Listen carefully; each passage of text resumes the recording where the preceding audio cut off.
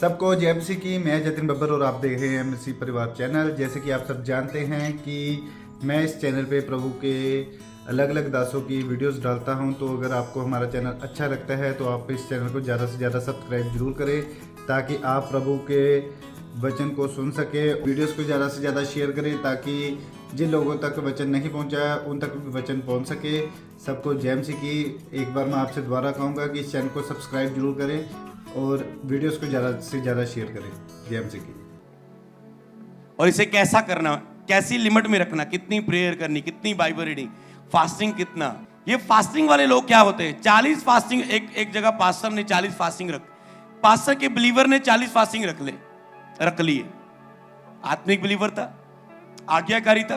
Pastor बोल जा तो वो जाता था, आ तो वो आता था। पास्टर बोल बैठ तो वो बैठता था। पास्टर बोलते थे चल बाजार में ये दूध लेके आ, तो बड़ी धूप में ये नहीं कहता था मैं काला हो जाऊंगा, दूध लेने जाता था। पास्टर बोलता था टेंट लगाना है, दरियां बिछानी है, खाने के बर्तन तूने साफ करके जाना है, करता था। आज्ञाकारी बच्चा। पता क्या हो गया, पास्टर ने बोला आज्ञाकारी है।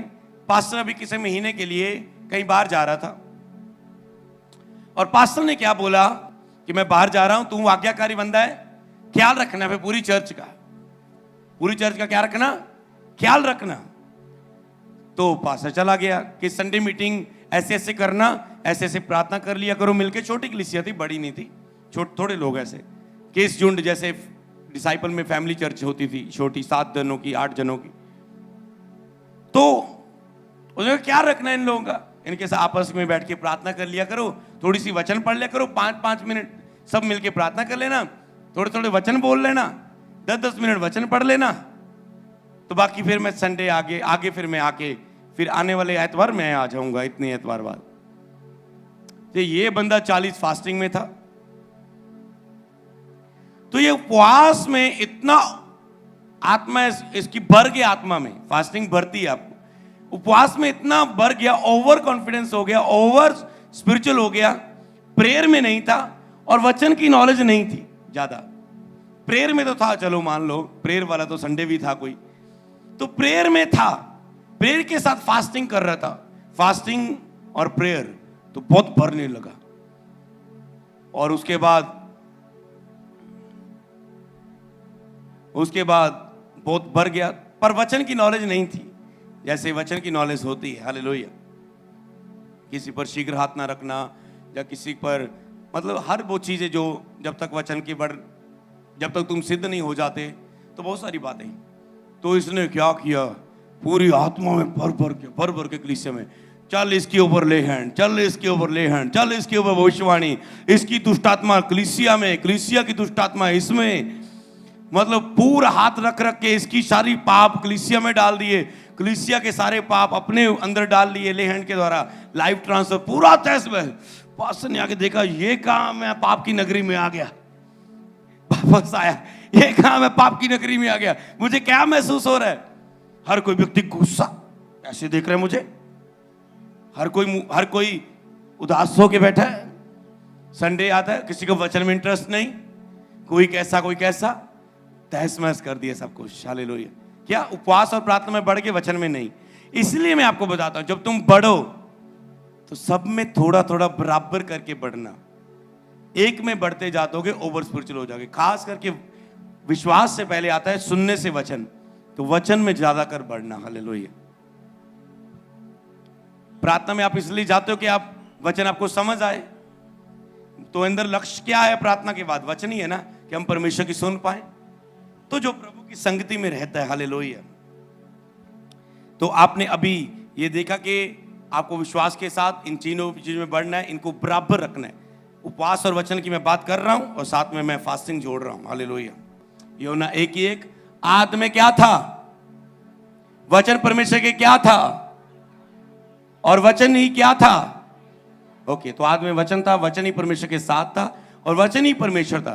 तो जो वचन की संगति में रहता है वो उसके परमेश्वर के साथ एक आत्मा हो जाता है। तो जो केवल प्रभु की संगति, प्रार्थना में प्रभु की संगति में रहेगा, हो सकता है कि वो दुष्ट आत्मा के साथ एक आत्मा हो जाए, क्योंकि वो जोश से बढ़कर कुछ भी करेगा और बहुत कुछ तहस महस कर देगा। हालेलुया। वचन से बाहर काम करेगा, वचन की नॉलेज ना होगी। ओके, तो अगली बात, ओके, यहां पर आप देखें कि जो व्यक्ति यहां पर संगति की बात कर रहा है, प्रभु की संगति में रहता है, उसके साथ एक आत्मा हो जाता है। यहां पर भजनकार प्रभु की संगति में पहले जा रहा है, प्रार्थना करते हुए संगति में जा रहा है, लेकिन जो परम प्रधान के छाया स्थान में बैठा रहे, वे सर्वशक्तिमान की छाया में टिकाना पाएगा। मान लो यहां पर देखो, टिकाना पाएगा मतलब उसकी पंखों की आड़ में आ जाएगा, उसकी छाया में टिकाना पाएगा जो बैठा रहे। तो केवल आप, जब आपके पास वचन नहीं होता, तब आप जब प्रार्थना के साथ केवल आप छिपने के लिए हजूरी में जाते हो, जब आपके पास वचन नहीं होता। प्रार्थना में आप क्या जाते हो? छिपने के लिए। ओ जी डर लग गया, दुष्ट आत्मा दबाव आ गई, बाइबल कितने, बाइबल कितने, मम्मी कान में जोर कटी। समझ पा रहे हैं? जो परम प्रधान के छाया स्थान में बैठा है, तेरी निकट 1000 तेरी दानी और 10,000 की तेरी को हानि ना होगी। ऐसे वहेलिया के जाल से, महामारी से, हर एक चीज से बचाएगा, बचाएगा, बचाएगा, बचाएगा, बचाएगा, बचाएगा, बचाएगा। समझ पा रहे? तो ये डर के मारे छिप रहा है। प्रार्थना में जिसके पास वचन नहीं है वो छिपता है, और जिसके पास वचन है वो शैतान का सामना करता है और शैतान उससे भागता है। हालेलुया। तो यहां पर 91 जबूर को जो आप पढ़ते हो, ये एक लिमिट तक है कि आप जहां पर छिप रहे हो, कि आप एक छिपे हुए विश्वासी बन के रहोगे, करोगे नहीं कुछ। मेरे स्पिरिचुअल फादर बताते हैं कि अगर आप सेवा नहीं करोगे तो आप बहुत बड़ी आशीषों के हकदार नहीं हो। अगर आप सेवा करते तो आपकी लाइफ बाकियों से अलग होगी, ब्लेस होगी हमेशा। आप देख लेना। तो क्या आप हमेशा छिपते रहोगे? अगर छिपते रहोगे सेवा कब करोगे? कहता तू मेरे छिपने का ठिकाना है। मैं यहोवा के विषय में कहूंगा, तू मेरा शरण स्थान और गढ़ है, मैं उस पर भरोसा रखूंगा। वह तुझे बेलिए के जाल से, हर एक महामारी से क्या करेगा? बचाएगा। हर आयत में क्या नजर आ रहा है आपको? जहां छिपेगा, जहां बचाएगा। 4 आयत में पंखों की आड़ में ले लेगा, वह तुझे अपनी पंखों की आड़ में ले लेगा, और तो उसके परों के नीचे शरण पाएगा। शरण पाएगा, कुछ दिलेरी से नहीं आ रही है ना, लौकदा ही जा रहा है बंदा। और आपको बस 91 जबूर बाइबल में पढ़ रहे हैं तो कान में आता आ रहा है आपको, और कुछ नहीं पढ़ोगे तुम। हाँ, सच्चाई तेरे लिए डाल और चिलम ठहरेगी। तू ना रात के भय से डरेगा। रात के भय यहां भी छिप रहा है। ना तो रात के भय से डरेगा, न दिन के उड़ते तीर से, ना उस महारोग से जो दिन दोपहर को उजाड़ते। तेरे निकट 1000 दानी और 10,000 गिरेंगे, तेरे पास ना आएगा। मतलब पास ना आएगा, पर हमें केवल पास ना आने वाले तक नहीं बचे रहना शैतान से, हमें उसे का सामना करना है और उसे भगाना है अपनी लाइफ से और लोगों की लाइफ से, यीशु नासरी के नाम में। हमें केवल पास ना आएगा तक 91 जबूर तक वचन नहीं पढ़ना, हमें वचन के भेदों में जाना है, गहराई में जाना है।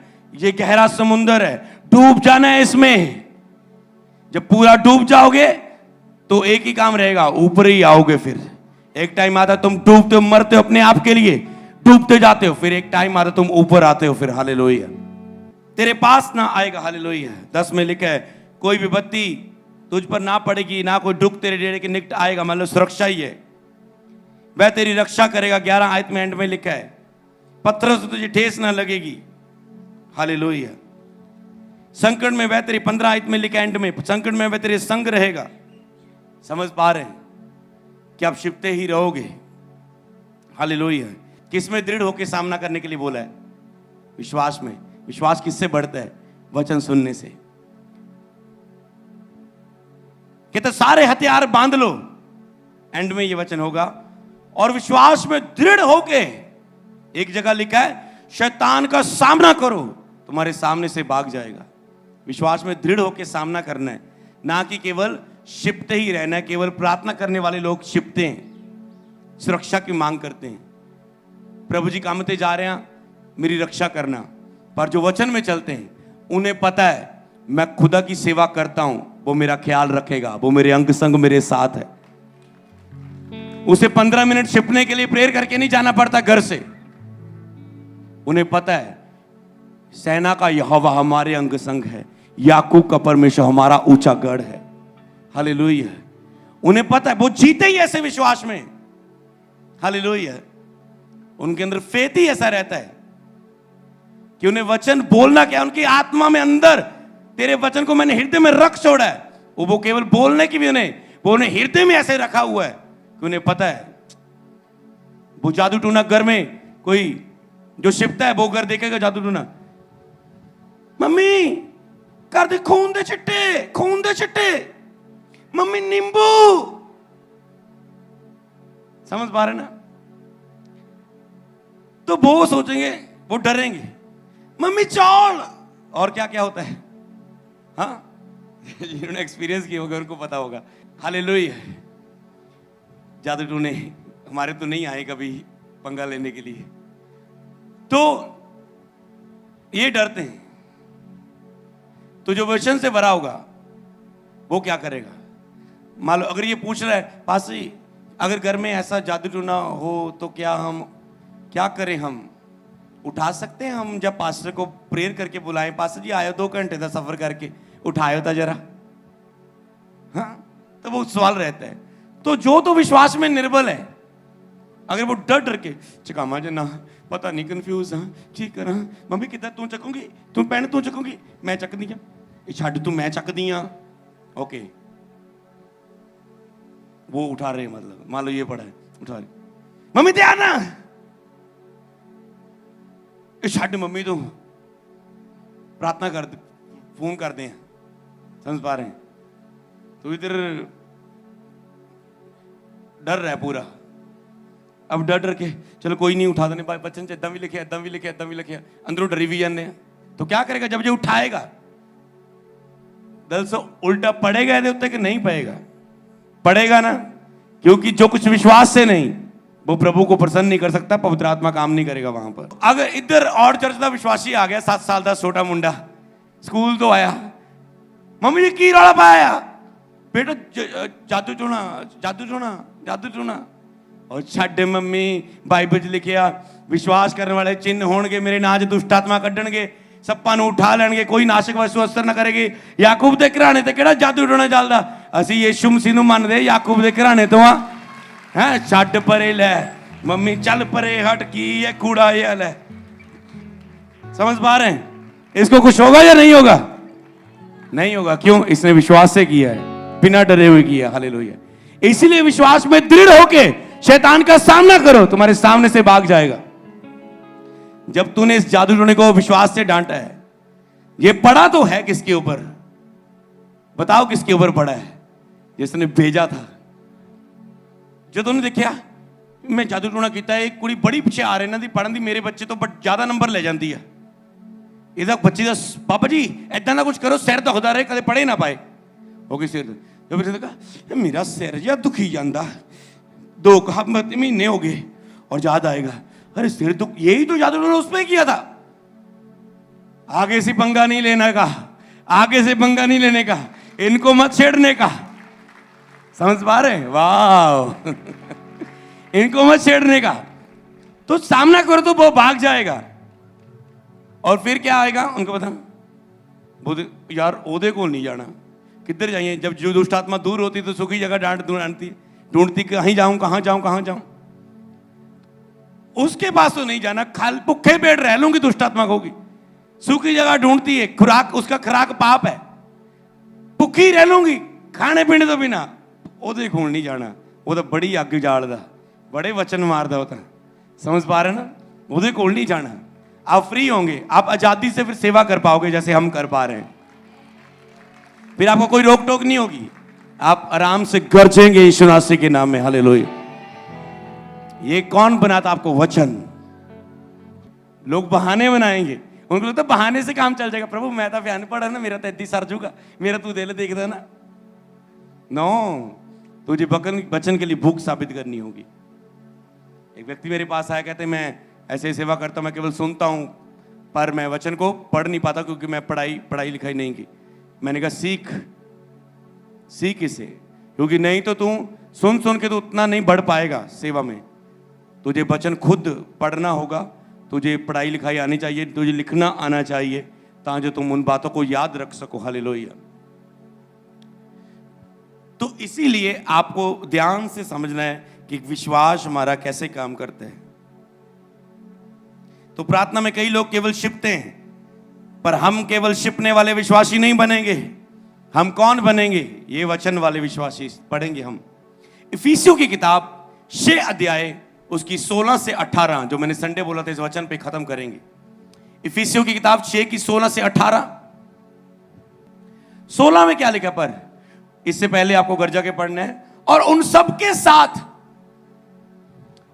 साथ मतलब उपवास, प्रार्थना, वचन, इन तीनों के साथ, समझ पा रहे हैं? और उन सबके साथ विश्वास की डाल लेकर स्थिर रहो। टाल वन के मेरी तू बचांदा, बहुत सारे वचन में आता ना। टाल, विश्वास की डाल लेकर, विश्वास में खड़े होके, आत्मा की तलवार परमेश्वर का वचन है जो इधर डाल रख लो, विश्वास से खड़े हो जाओ। तुम विश्वास में खड़े हो तो जादू टूना, दुष्ट आत्मा, शैतान, बीमारियां तुझे छू ना पाएंगी। मानते हो? पर केवल छिपने का स्थान नहीं बनना। डाल है विश्वास की प्रार्थना में, तुम बचे हो, पर तुम्हें आत्मा की तलवार लेनी है और इधर बचते बचते ठा ठा ठा मारते जाना शैतान को, दुष्ट आत्मा निकालते जाना अपने पिंड से, अपने नगर से, अपने घर से, अपने शहर से, यीशु मसीह के नाम में। हालेलुया। वचन मारता है। हालेलुया। उन सबके साथ विश्वास की ढाल लेकर स्थिर रहो, जिससे तुम उस दुष्ट के सब जलते हुए तीरों को बुझा सको। अगर तुम विश्वास में हो, इसका मतलब दुष्ट आत्मा तेरे जीवन का हिस्सा नहीं होगा। आप कहते हैं मुझे दुष्ट आत्मा छुटकारा चाहिए, पास ही दुष्ट आत्मा की शिक्षा शुरू करो। दुष्ट आत्मा किन्ने प्रकार दी हुंदी है? हाँ, केड़ी छोटी हुंदी, केड़ी वड्डी हुंदी, किद्दां कड्ढना, किद्दां प्रेयर करनी, किद्दां केड़े वचन बोलने। नो, विश्वास की डाल लेकर स्थिर हो जाओ ताकि तुम चलते तीरों को बुझा सको। तुम विश्वास में खड़े हो, दुष्ट आत्मा तेरी तुम डाल, तुम सुरक्षित हो। 91 जबूर पढ़ रहे हो, पर अगर फेथ ना नहीं पढ़ेगा तो काम करेगा? तो डाल आएगी विश्वास की। हाँ, कोरोना दे टाइम 91 जबूर केने नहीं पढ़िया किते, मतलब बड़े बड़े पास्टर ने भी पढ़िया होना। हाँ, मानते हो? कोरोना दे टाइम केने नहीं पढ़िया होना 91 जबूर। सारे नूं चेता आ गया, सारे भजन गाण लापे 91 जबूर तो लै लैके सारे वर्शिप पर भजन गाण लापे, क्योंकि जो फील करते सी वही भजन बना के पेश करते अगले ने। सारे बाइबल 91 जबूर कट कट के पढ़े। हालेलुया। शर्माए ना माड़ा, दस्यो तो किन्ने ने पढ़े। अच्छी गल है, पढ़ना ही चाहिए सी। विश्वास की घोषणा तो डर के पढ़िया, पढ़ना चाहिए। मैं तो पढ़िया है, पर मैंने डर के नहीं पढ़ा। मैंने घोषणा की है अपनी कलीसिया पर, प्रभु तेरे वचन में कलीसिया में ये वायदा है, मेरी कलीसिया पर यह अटैक ना हो, और नहीं हुआ। हालेलुया। हमने मीटिंग की, लेहन किए, सब कुछ किया। मान लो आपने कोरोना के टाइम कईयों ने 91 जबूर पढ़ा होगा, पर फिर भी लोग, कई विश्वासी भी मरे। खबरों में भी आया, जो विश्वास की डाल जिनके पास नहीं थी, केवल वचन था, केवल प्रार्थना थी, वो इमरजेंसी वाली प्रार्थना। सारा कोई कदे प्रार्थना नहीं, कदे वचन नहीं, कदे चर्च नहीं आए, और जो दुख आया, प्रभु जी प्रभु जी प्रभु जी प्रभु जी बिल्लू बचा ला बचा ला। तो ऐसे विश्वासी जो स्टपनी की तरह यीशु मसीह को यूज करते, जब प्रॉब्लम आई तो स्टपनी निकालते हैं, जिंदगी सारी खुद चलाएंगे। अगर आप अपने जीवन में परमेश्वर को आगे रखेंगे, आप अपने जीवन में सब हिस्सों में आगे रहेंगे। मैरिज का मसला है, परमेश्वर को आगे रखो। चर्च में आने का मसला है, प्रभु को आगे पहला स्थान दो। रिश्तेदार आगे घर में आगे स्थान दो। प्रार्थना में प्रभु को पहला स्थान दो। बाइबल पढ़ने में प्रभु को पहला स्थान दो। भलाई करने में प्रभु को पहला स्थान दो। कुछ भी हो, प्रभु को पहला स्थान दो, परमेश्वर को पहला स्थान दो, तो तुम अपने हर हिस्से में पहले स्थान पे रहोगे। मतलब जिन हिस्सों में तुम खुदा को पहला स्थान दोगे, मैरिड लाइफ में तुम पहले स्थान पे रहोगे। तुम जिस भी हिस्से में तुम ऊंचे किए जाओगे, जिसमें खुदा को पहले स्थान में दोगे। पैसे में खुदा को बोने में पहला स्थान, पहले दशवांश निकालो, खुदा को दो। पहला स्थान खुदा को दोगे तो आपको खुदा हमेशा पहले नंबर पर, फाइनेंस पर, पैसे पर, बरकत पर रखेगा। यीशु नाम।